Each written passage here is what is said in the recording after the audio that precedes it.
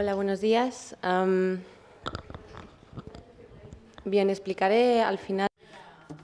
I'll be explaining why we are discussing the precautionary principle in a medical meeting.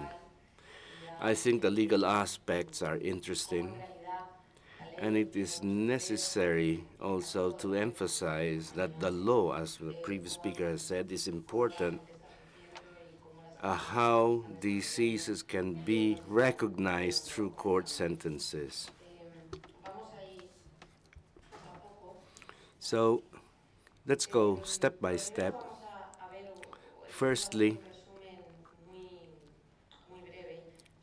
let's start with a brief summary of a system based on prevention, the principle of prevention, and a system based on precaution, the precautionary principle. A system based on prevention states that it is necessary to provide substantial and consensus-based scientific evidence that a substance or technology may cause serious injury to health or to the environment. And this evidence is normally required of the regulatory bodies. A system based on the precautionary principle does not require the scientific consensus. It will suffice to have signs or indications that a substance, product, or technology may possibly cause harm or injury or may be harmful to health.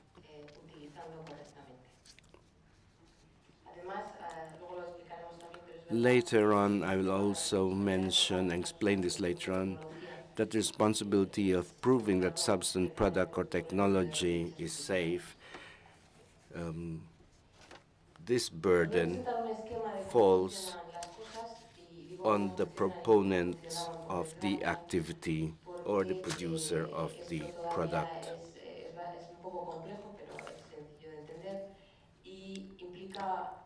What I should be describing is a bit complex, but I'll try to simplify it. And we will focus on industry's focus, and the political side, and the market reaction. The legal system of the 20th century describes design of product, substance, technology, and its consequences on safety, on human safety, and effects on the environment.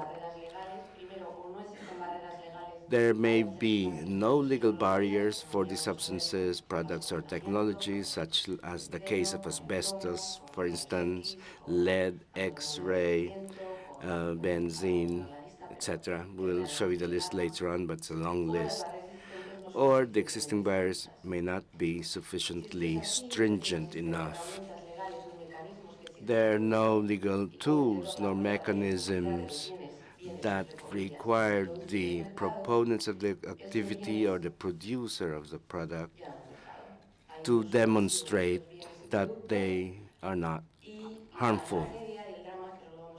So this will lead to massive use of these products, and after years, 10, 20, 30 years, when the authorities begin to see that there are harmful results for the users and the environment based on scientific evidence, on a consensus, and substantial evidence, then they start to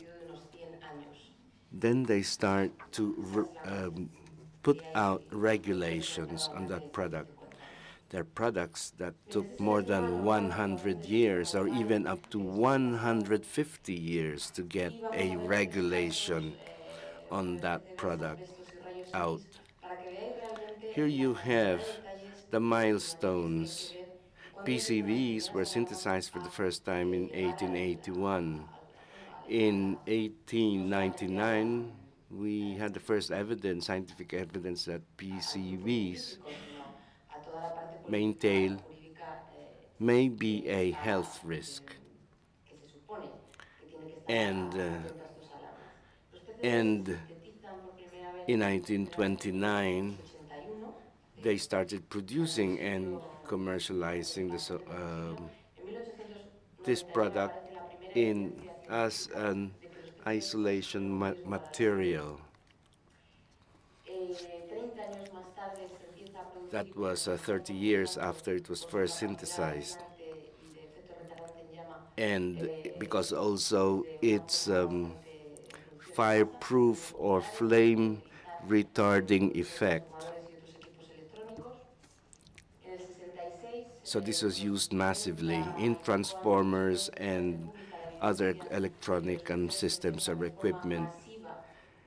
This became massively utilized, and there was massive exposure of humans and of the environment. And the German government and Northern European countries' governments are usually the first to act, and they put out a law that regulated PCBs. After that occurred, we had the community directive that prohibited the use of PCBs in open spaces, in public spaces. More than 10 years later, we had the first scientific evidence that PCBs affected or disrupted the endocrine systems. However, between 1984 and 1992, the use of these harmful substances had increased from 20,000 to 40,000 tons. You can see when it was first synthesized. Almost a century later, you can see that production increased twofold. I think there was not sufficient scientific consensus obtained because of lobbies of independent scientists and environmentalists. There was a decision of the UNEP, the 18/32 decision, to include PCBs in the list of the COPs of POCs, persistent organic pollutants. Now let's have a look at the X-rays. Work was first done, and first experiments were done at the end of the 20th century. In 1896, the risks of X-rays were manifested by Edison, Tesla, and Grubble. 8 years later, Edison's assistant died due to severe radiodermatitis. Between 1904 and 1928, William Rollins, Theodore Blum, and Harrison Martland published several medical articles on the effects of X-rays and recommended protection for doctors, patients, and pregnant women. In 1928, the Radium Protection Committee, the origin of the ICRP, International Committee on Radiological Protection, was established.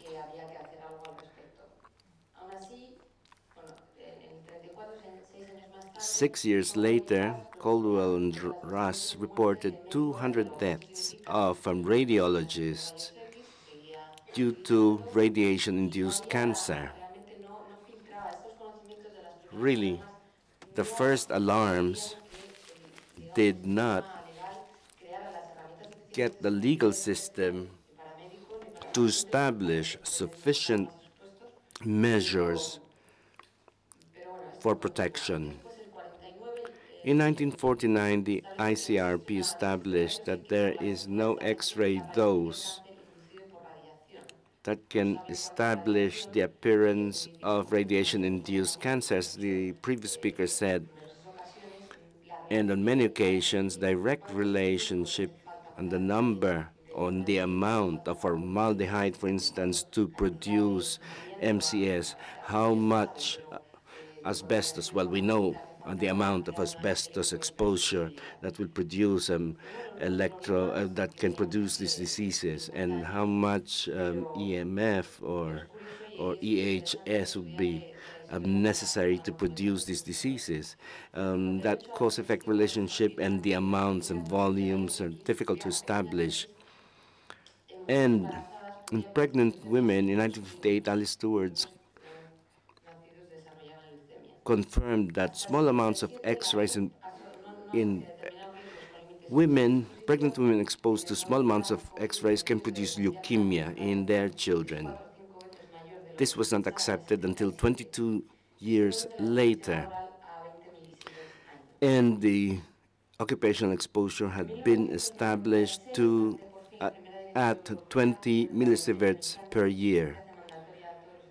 The European Directive in 1996 on ionizing radiation made it mandatory for all the member states to comply with the previously established X-ray dose, radiological dose exposure for workers. Now, concerning asbestos,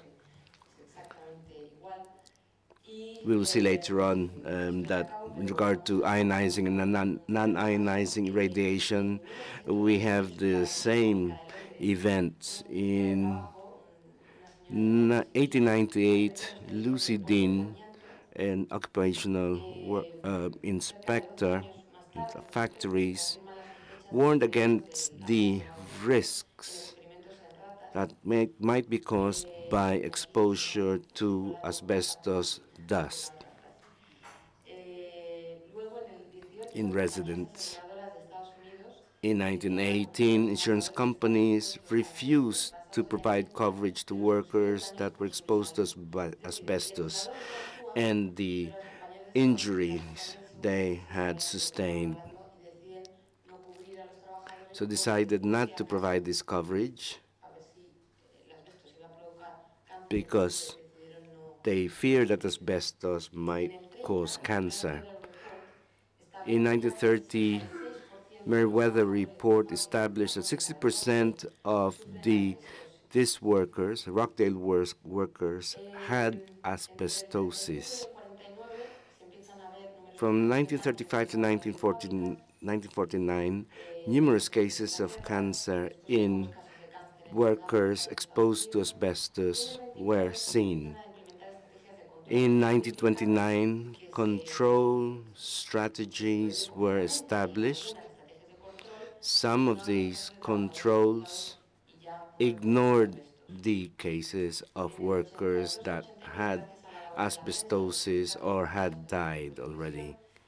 Due to lobby in 1989 and the trade union pressure and political pressure, more stringent controls were established. You can see 1898 to 1998, 100 years until we made significant advancement. For ionizing radiation, particles, since the product was used until the definitive law or act was established, we can see that 100 years had elapsed and 120 years have elapsed. So you can see that there is a delay, and during this period, there is no laws that were passed, and this meant millions of deaths, as in the case of exposure to asbestos. 1896 to 2000. Here I will mention other synthetic products, other chemical substances, PCBs, benzene, sulfur dioxide, the organochlorates, and organophosphates, etc. These are just a few of these substances that were mentioned by the safety agency, the European Safety Agency. Precaution, the principle of precaution appears to be a solution to these problems. However, why is that not being applied correctly? Under this principle, precautionary principle, when industry designs or produces synthesis of a product, has to demonstrate that the products are safe. They have the burden of proof. They must demonstrate that product is safe, and industry is required to answer the following questions. Demonstrate that the product is necessary. You may have a product, for instance, that adds color to a toy, and before we simply added sugar or a sweet. We simply added sugar to a sweet, and it's not necessary to add specific coloring that might cause hyperactivity. For instance, in the case of lollipop, the manufacturers have to demonstrate that it's necessary to add that new substance or product to the lollipop, for instance. And they have to demonstrate that there are no safer alternatives, and the burden of proof is shifted to the proponents of that product. More than 1,000 synthetic products have been identified that cause injury.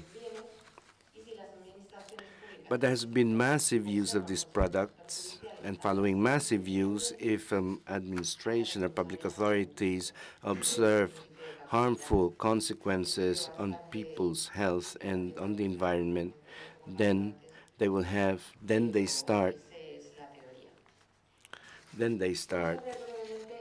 to worry on passing laws. The precautionary principle, the political and legal development, they started in 1970. This term, precautionary principle, came into English as a translation of the German word Vorsorgeprinzip.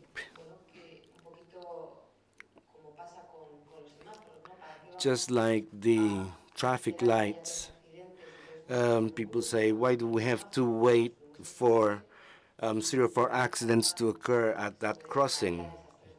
We can avoid those 3 or 4 accidents or deaths if we anticipate and put a traffic light at that crossing. In 1973, the Swedish government made it mandatory to take into account the precautionary principle and to include it in the national laws and for the regulation of products. In 1984 and 1987, the first and second national conference took place on protection of the North Sea and recommended to take into account the precautionary principle for majority of the potentially harmful products. You had in 1907 the Montreal Protocol, 1990 the Third North Sea Conference was held, 1990. And in 1990 also we had the Ministerial Declaration of Bergen on sustainable development for the EEC, the Rio Declaration 1992, 1992-94 the Maastricht Treaty and Amsterdam Treaties, 1995 the Barnier Law was passed.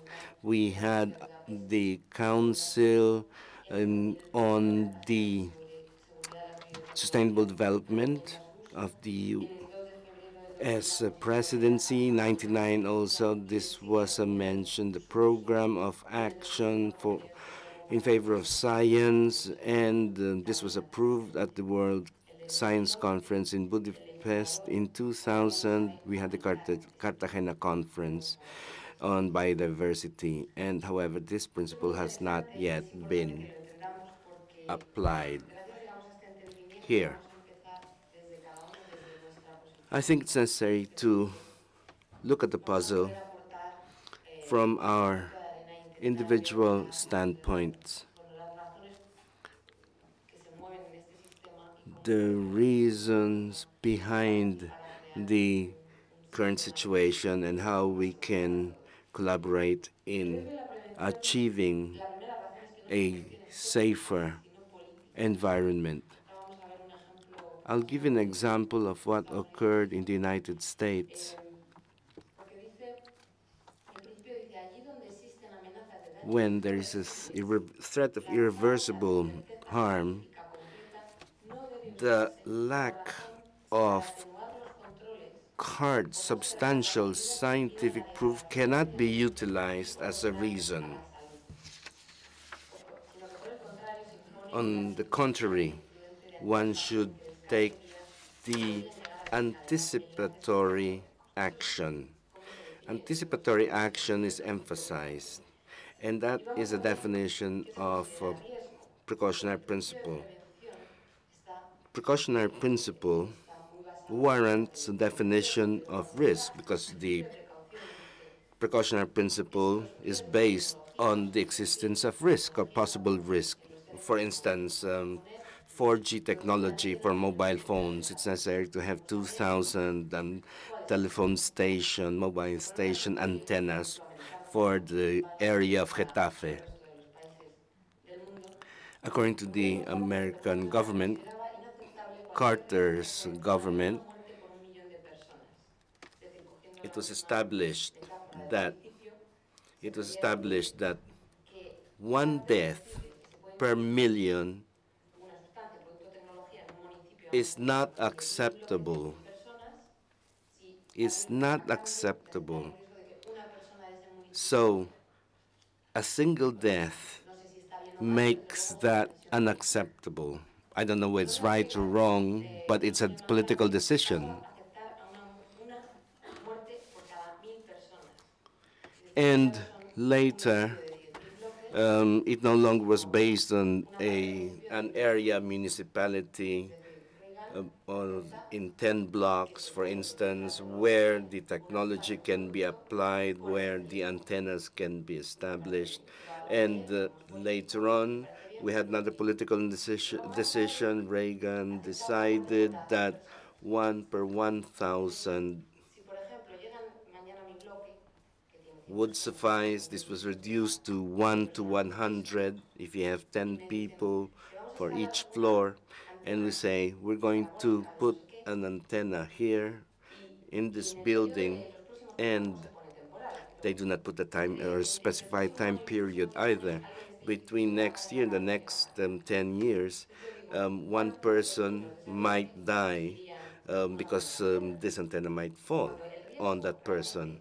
So really, the risk appears to be, if that is accepted, by the victim, there's more coherence. But if it's a politician who decides the ratio and one who has to provide safety, protection to the citizens at large, and that would be incoherent. La siguiente razón es el que aplica el principio. The precautionary principle implicitly accepts, that's the second point, the precautionary principle implicitly accepts that science is not exact, and therefore 100% safety cannot be provided. The European benchmark started to do tests. 11 European governments and 11 scientific and engineering equipment started working on problems related with ammonia. The conclusion was that this risk would be one accident per 400 operations. That's a serious study done by scientists, done by engineers. So another group concluded that one accident per 10 million operations, that would be their risk. So if the risk is not based on politics, if it is not based on science, then where is it based on? And what is it based on? We're producing so many technological products without thinking of the risk. We're producing them so massively. And I think that these products, when they are produced or designed, do not consider safety at all. In 1974, we had the Rasmussen report on nuclear accidents. The report states that an important nuclear accident where there would be 70 deaths is one in 1 million years. So of a nuclear plant accident with 70 deaths, the hazard, the risk would be 1 in 1 million deaths. And for more severe accidents, 1 per 1,000 million. That would, with 2,700 deaths. We had the wind scale accident in England in 57, Idaho in 1961, the United States, Browns Ferry in 1975, 1979, 3 Mile Island nuclear plant accident, 1981, Tsuruga accident in Japan, 1984, Bugey accident in France in 1986, Chernobyl in Ukraine, and the Atomic Agency said, perhaps we might be wrong. Perhaps important accidents may be 1 per 1,000 years per nuclear plant, and a serious accident every 2.5 years, which means 1 million times higher risk than that established in 1974. Let's add Fukushima here. Another accident this year. So the variables that industry is using and that is being accepted by our political system really is not based on anything because it's not being correctly studied.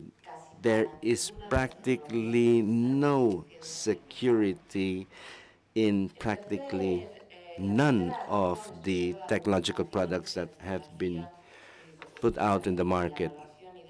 So this is the political part of how laws are passed.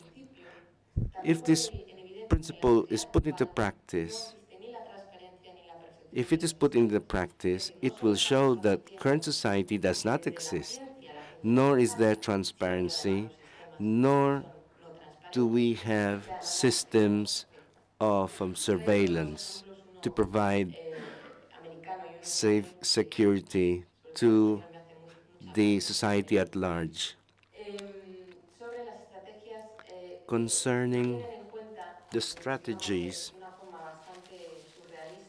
it's rather surrealistic here, the way the principle is applied, because law also, when law advances, well, the system, the system tries to avoid its advancing or progressing.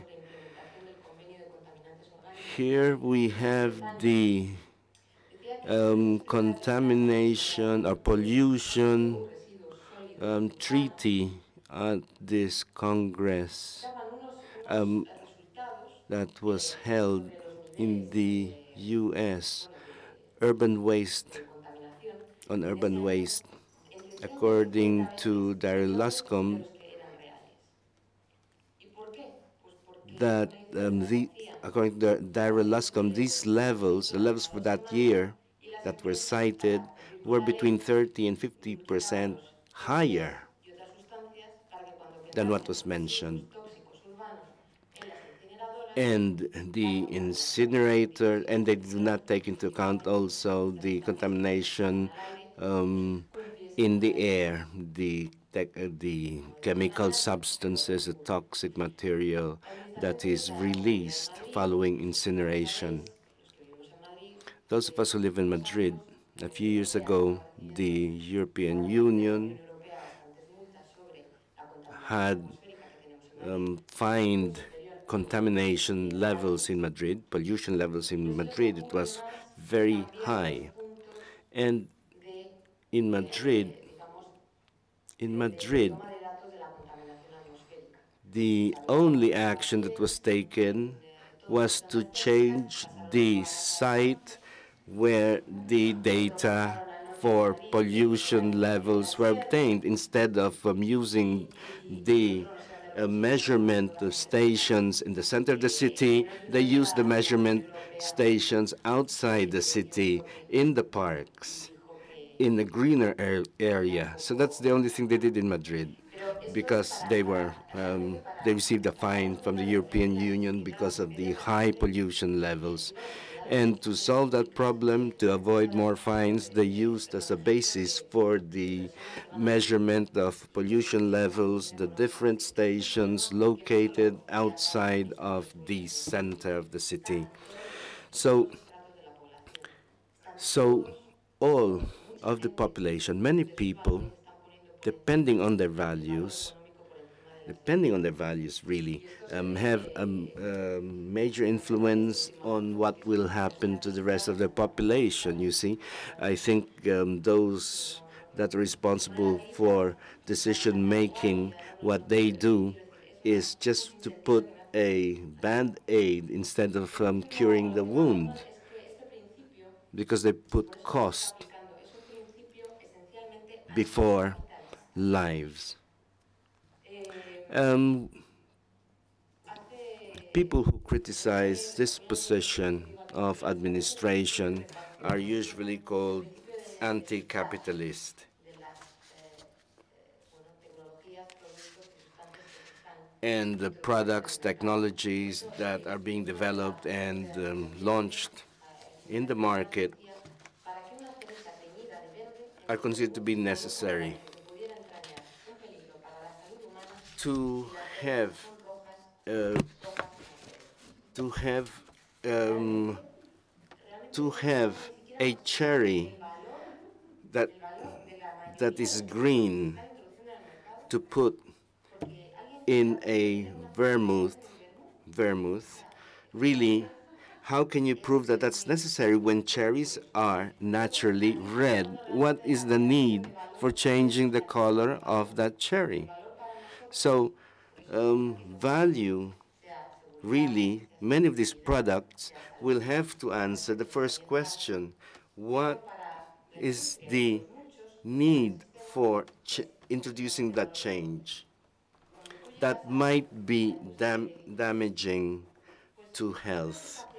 The color, the green cherry, I don't think it's not such a good idea.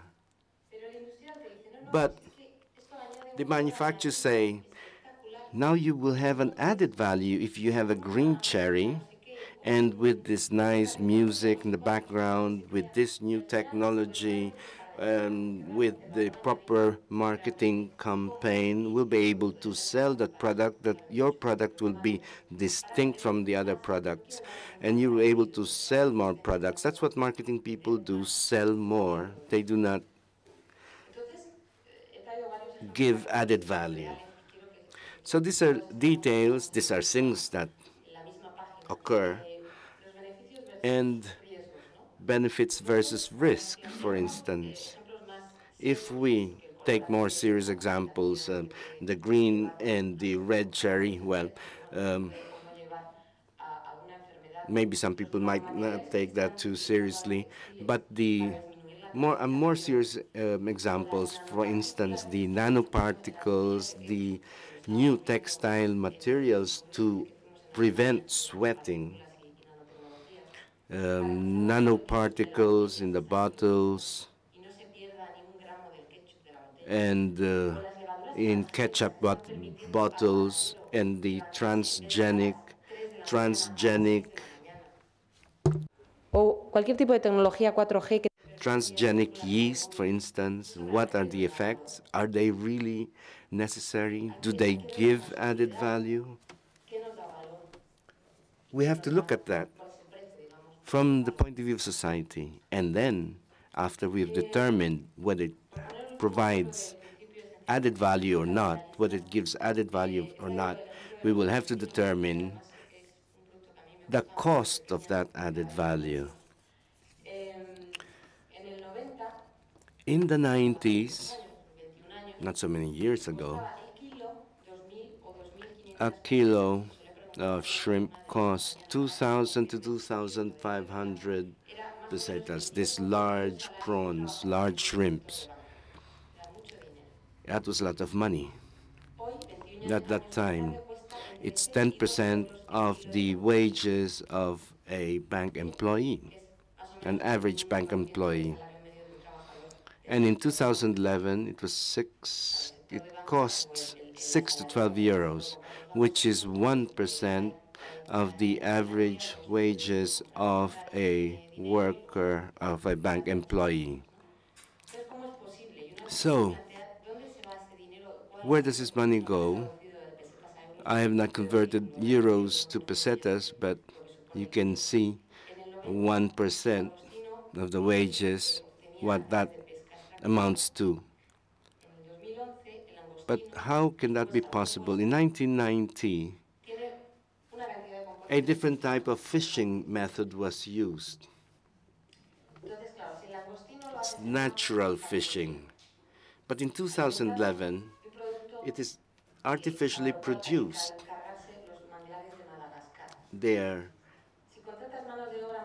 obtained from Madagascar, for instance, and the wages there is much lower, so costs go down. And depending on where they are obtained is important. And also, you may have plants that do not meet the necessary requirements for hygiene and safety in those that are established in less developed countries. And also, a lot of additives are added to the product because it has to be transported from so far away. And also, it requires some refrigeration because of the long distances between these countries and the country of destination. So now if we look at the price, now we pay 6 euros and 2,500 pesetas, how much is it? That's 15 euros at that time, 15. 15 years, yes, the same price as 21 years ago. 15 euros at that time had a different value than euros now, right? Yes, 10 times, at least 10 times more. So we pay 10 times less, but that does not make it cheaper. If we buy radio for 5 euros now, it doesn't mean that that is cheaper. That was manufactured in Bangladesh using PVCs, using pollutant products, plastics. The price is the same, but the way it is perceived is different. And there's added value for society that is saying that you can buy more and you can live better. And that is a fallacy. And furthermore, we have to pay the price. We, in the developed countries, and those in the less developed countries. Both worlds pay the price. There is no scientific consensus on risk that It is necessary for us to know that there is no scientific consensus.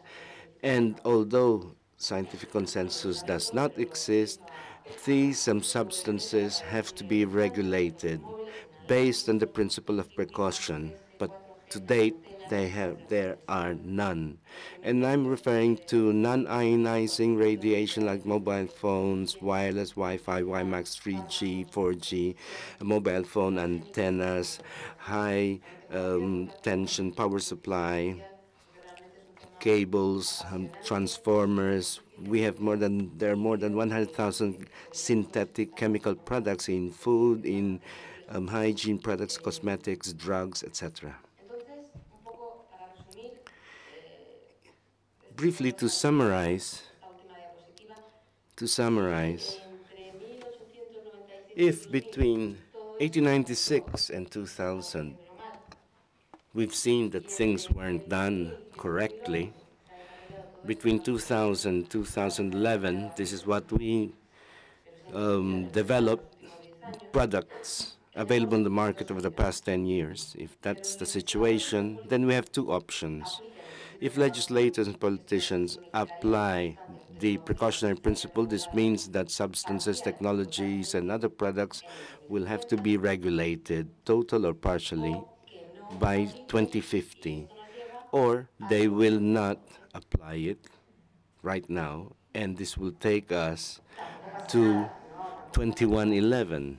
Lo que pasa es que creo que podemos If hacer they algo. do not take into account the Entonces, precautionary para principle, comenzar esto, then yo we will have to propongo wait que until exista un 2111. If they realizamiento take del into account the ciclo precautionary principle, que empecemos then we'll con have las this sustancias regulation básicas for total or que son partial indispensables regulation for the products by para poder tener un 2050. ciclo también porque es complejo And the de legislators, also the controlar. policymakers, Lo que tenemos que hacer are es tener una fuerza subjected competente to en un papel industry decisivo en lobby. la comunidad médica So para there is nosotros, need los to pacientes, el sector get salud y the otras scientists, scientific caras implicadas community, en el futuro de salud health para professionals, conseguir patients, society at large, the NGOs to work in conjunction to avoid exposure of individuals to nanoparticles or toxins or chemical substances.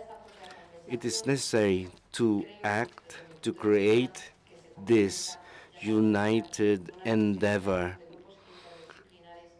in conjunction with economists, lawyers, sociologists, journalists, entrepreneurs, artists, intellectuals. It's necessary to work together.